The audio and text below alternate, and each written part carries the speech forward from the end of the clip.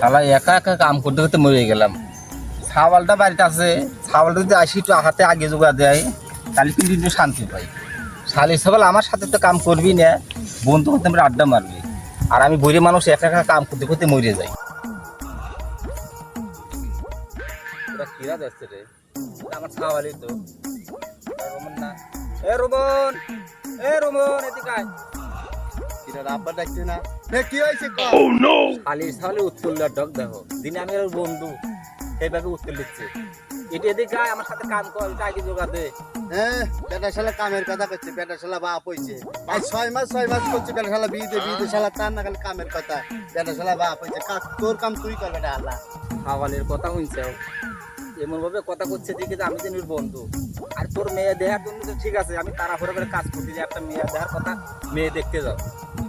হ্যাঁ, আব্বা এত বড় কথা, যাও কাম আমি করে যাও, তুমি আগে তো কবে যাও, আমি কাম করে যাও।